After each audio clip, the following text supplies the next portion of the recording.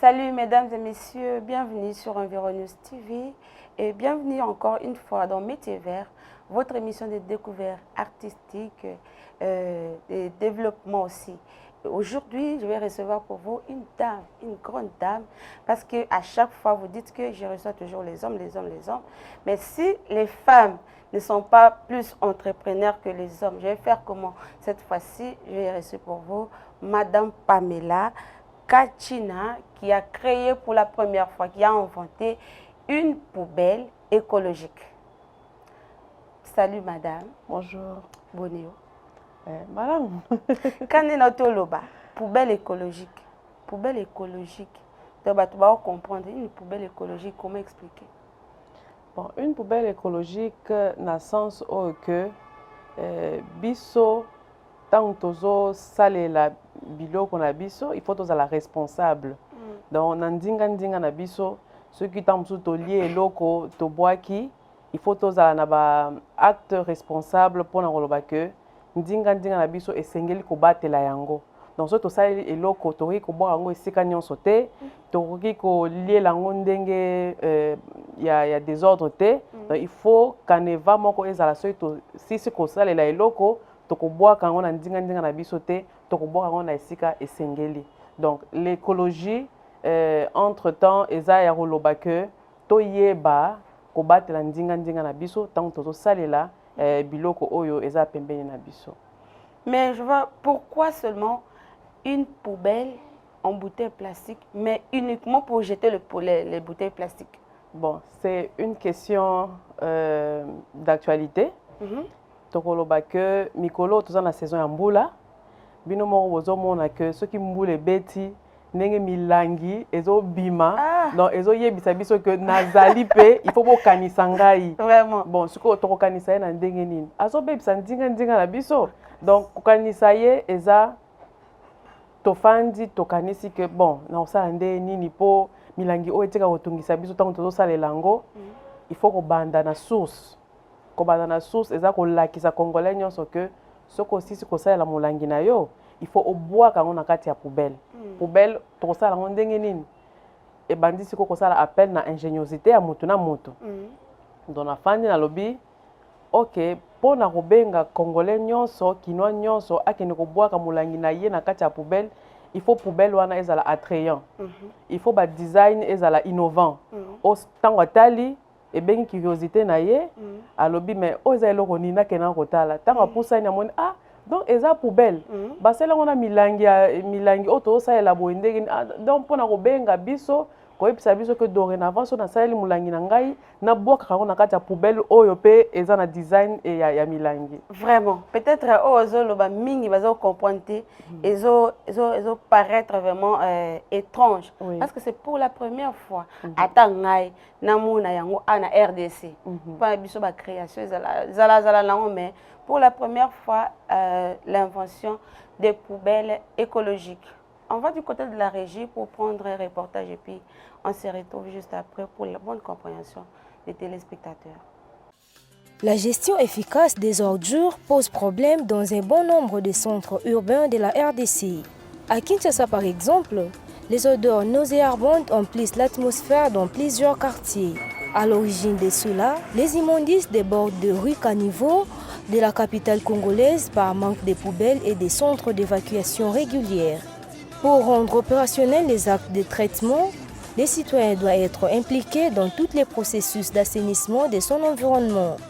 Des habitudes qui sont à la fois utiles pour l'éducation relative à l'environnement. Dans ce monde du plastique, Ecoplast met à la disposition de la ville une offre de services unique. On se dit, on a des bouteilles en plastique dans notre ville et il faut pour ce traitement un traitement à la base. Ce n'est pas seulement d'aller curer les caniveaux tous les jours et dépenser des grosses sommes, mais le tout c'est d'apprendre à la population à jeter les bouteilles dans un endroit approprié.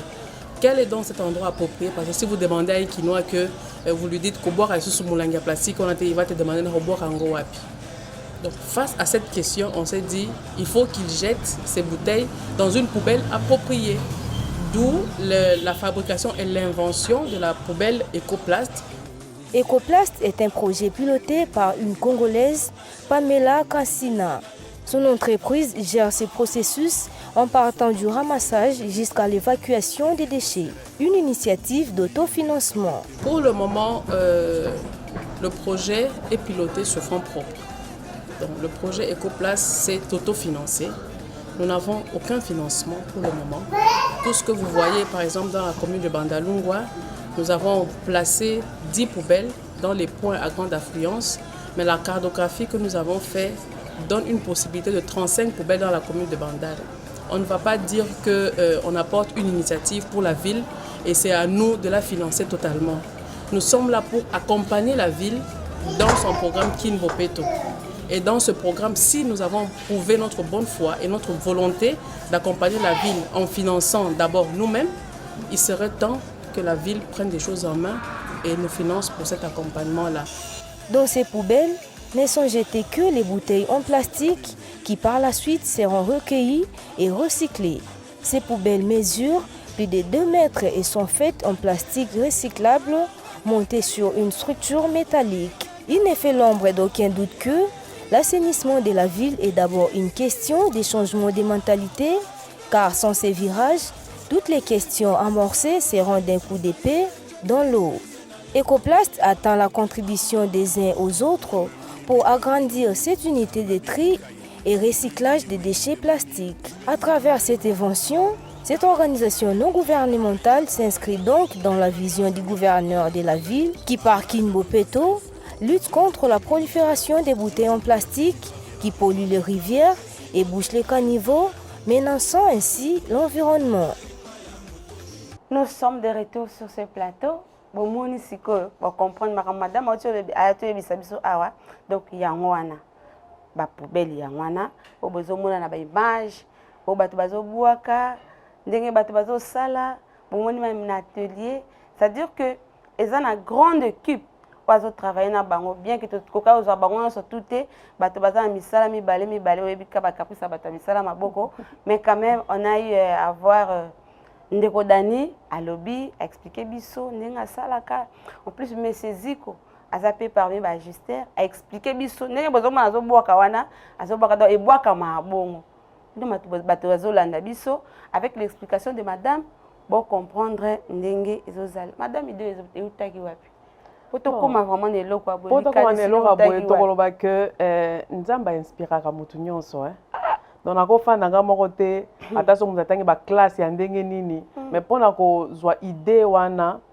ndenge ba mindele balobaka invention c'est une inspiration et nga na bakisaka que c'est une inspiration divine ce que mutu nyonso akotala bi mais milangi eleki ebele na kini tosala ndeni mais bobwaka yango bolongola yango mais mpona kotala idée wana il faut nzamba inspiré yo ayebisa yo que bon namoni solution okoki kozwa mpona problème ya milangi oyo na kati ya mboka sala poubelle Ecoplast. Bon sikoyo na mwa mayele oyo ozwi mpe na classe olobi bon poubelle yango ekozala ndenge nini ntango tozosala il faut attirer bato ntango tozosala il faut ezwa milangi combien na kati mpo kini mpe eza monene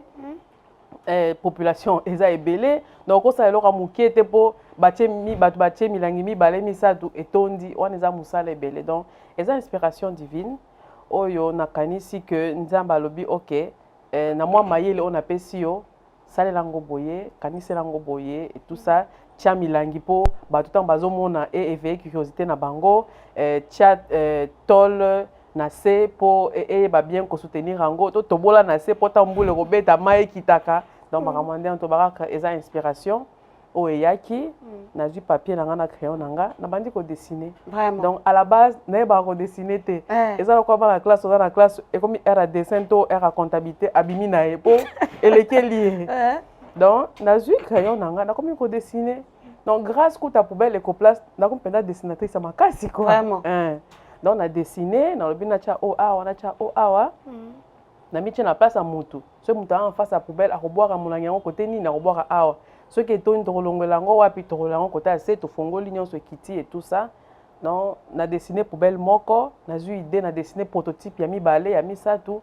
na dessiner au total 8 prototypes ya poubelle Ecoplast donc eza 8 sortes ya poubelle Ecoplast on a si na dessiner tant on a moni que bon eloko yango na dessiner eza na sens nalobi bon vaut mieux que protéger parce que c'est une œuvre intellectuelle donc accueilli na ministère de l'industrie na présenté bango botala pour na lutter contre prolifération à milangi na dessiné poubelle oyo bino bomoni yango ndenge nini. OK, c'est facilement protégeable, ba protéger ba pesinga pe brevet. Donc eza histoire ndengo wana. Donc déjà madame déjà azana brevet. So lingo sala n'importe quoi. Question n'est ya nango sima. Voilà, c'est pour ça comprendre que madame Pamela moi linga les moi tengama c'est parce que azala tant na surtout Alexa qui est étranger. Mais ce qui m'a tiqué un peu c'est que n'appelle la chef de l'État alobi bana mboka bazonga. Elle est parmi ces gens-là au bazwa qui appelle ou habité na zongi na ngai atike étranger aye koluka musala te mais aye ko accompagner chef de l'État na initiative o yazana ngo na ba invention yazana ngo mais au finish ils ont trouvé un nini oye o répondre na appel bana mboka baya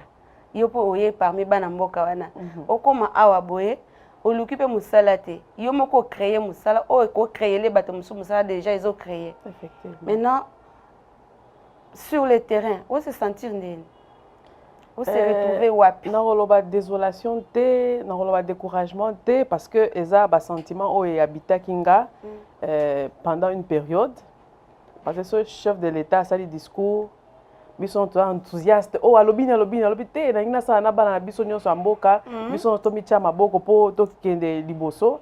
mais yo olali olamuki maloba na ezo beta okala mutu mais bon de toutes les façons na sina sali pe ba o mingi na zonga na mboka nanga na sala pe bon na senga musala te mais na bimisa eloko oyo kopesa batu musala donc na ko senga musala te na ko pesa batu musu musala à travers moi économie nanga muke na zanango na fongoli agence à communication après na fongoli ONG Ecoplast pour na robaki OK to ko assainir to banda ko assainir na Kinshasa donc eza difficile na roloba que ce n'est pas facile vu ba projection nazaki nango na manière ko lobaka mais na comme na projet on a kin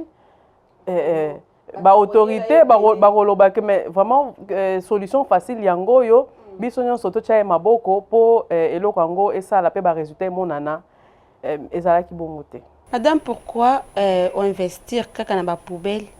parce que oza na ba projet belé parmi lesquels okosala okotia mbongo na yo na ba projet et puis o récupérer mbongo na facilement que na mboka mo boye batu ba leka na bango bazo bongisa na bango te tantôt aki a timoli a longoli ba bouteille en plastique oui mais lobile am voulait kita ezongi lisusu donc na bango ko pepa wana ko zonga na ezo sala bango bien mais une initiative pourquoi investir mbongo na ba poubelle. Bon, dans le rôle que ceux qui ont un projet, il faut y croire. Mutala mugana tongo boete abandi kosala eloko to batu mususu basi babanda batiki bakokite ceux qui mutu mususu loko anga nazo insister na assainissement ya ville à partir ya poubelle Ecoplast c'est parce que j'y crois. C'est parce que nazo loba que ceux qui batu nyonso bati volonté na kati ya projet oyo projet okende liboso to bon appel changement la kin. Mais dans le management, balobara que avant de copiloter le projet, il faut qu'on ait besoin. Quel est le besoin de la population quinoise actuellement? Le besoin est de se débarrasser de milangi, il y a plastique. Le besoin est que quinoa alingi, il savait que dorénavant sur la milangi, qu'on boit sur la te, boit quand on a poubelle. Nous avons moi expérience, moi et si quand toujours stocké milangi, depuis que batubaye que bisonde toza na bandal. Biso to mona ki tozo mona ngombe nde bazomboka pesi biso toza na poubelle Ecoplast et que esika on est tokaka milangi tant to longola on a kati ba poubelle bato ba koma tina bana mikie atoke bonjour na ko tika sachet ya milangi donc ozo mona que sensibilisation ce qui est Olanda et puis processus na ba acte sur le terrain le rôle atoche poubelle Ecoplast bato ba comprendre que mais poubelle ezali dépotoir ya rotia milangi ezali muke na tongo ba otoke ba rotika la bino milangi donc slogan o bimisa ba quinoa mutu makasi ba comprendre ka te ata sensibilisation ngana zo y croire te parce que ngana na ba preuve que ceux qui poubelle Ecoplast lelo et sali tanango et que ba comprendre que ça pona milangi plastique et que échanger mentalité lelo ba yebi que ceux qui ont la moulangi ya ko tika ngo pas écoplaste to boire on a poubelle écoplaste c'est que to ke musika donc ils ont géré problème à milangi et puis ceux qui est pessi solution à court terme ou à moyen terme ils ont le quoi donc ngai nazo y croire je sais que avec la poubelle écoplaste to ça makambo belé mais à condition que accompagnement et landa quoi bazoyoka déjà accompagné koya malheureusement ils en appellent mon Yambaki à Brazzaville abi ma fille tu travailles bien là vous sensibilisez bien mais votre pays c'est un pays de meurtriers un pays de merde n'engana silike là mais n'ako se rendre compte que nabi papa pourquoi tu as dit ça bi mais avec tout ce que tu parles là bon un artiste ou bien un investisseur soit linga mona mokonzi et ça donc droit chemin mutako pekisate parce que kokuta na bango il y a que luka musala te mais que proposer ba initiative n'est pour que lobby mboka est développé mais awa yanga bengi biso pays de merde et ça lenga passe mais moi na ça l'autre mais ça madame de la d'abord et ça na bandal kaka tu as choisi la commune de Bandal parce que aux moi na Bandal yango bandina na Bandal tondeni parce que jusque là tozaka na Bandal bon nalandi processus pour au moins le président de la République a inauguré qui opération Kinbopeto na Bakaya ou na Bandal et maramu msusi ya Kinbopeto ezo sale makara na Bandal bon bango bazo bengango commune pilote bon pendant aucun sens moko na bango on ne s'éparpille pas biso peto bandi na commune pilote na zamu na Bandal ça c'est vrai biso peto to landi kaka commune pilote to bandi na Bandal donc et kenda ka ndengo na tozo landa ka mikonde ba osala biso pe to lande pona koloba ke esika obobandaki biso to bandi musala boya kotala musala otosali ndenge nini ezokende ndenge ni population ayambi yango vraiment mais déjà obandi ko réaliser eza combien na Bandal après étude otosala ki pona Bandal ko tia ba poubelle Bandal normalement il faut 35 poubelles écoplaste mais sur fonds propre ndenge bakina balbara na mbongo na ngamoko na dépenser pona kosomba 10 poubelles donc nalinga ki na prêcher par l'exemple pour na koloba que nga moko na misi mbongo nanga na tie 10 poubelles na ba point à grande affluence au bat baleka kebele au bat ba melaka tout ça pour na remona ndeni population a se comporter donc depuis le 30 juillet tozana 10 poubelles na Bandal donc tozana poubelle moko na liboso ya CB oui nous ça déjà illustré tozotala voilà. Mona bazo mona ndenge ba bouteille ba poubelle et zaza na illustration ba message na biso parce que l'air biso tozoloba tozalaka accompagner na ba image pour la bonne compréhension donc madame la question suivante est que pourquoi Ecoplace a exploité ka ba bouteille en plastique parce que ba bouteille ezebele bon ya verre wana zetondi sarapi ba kanivoti bon après un projet zatezaka pour la plastique étude au plutôt sali pour le recyclage to se focaliser car na milangi ya plastique mutu musu pa retour pour na nini bozu ba sachet donc biso to sali étude to lobi pour na recycler facilement au ça la grande masse eza milangi ya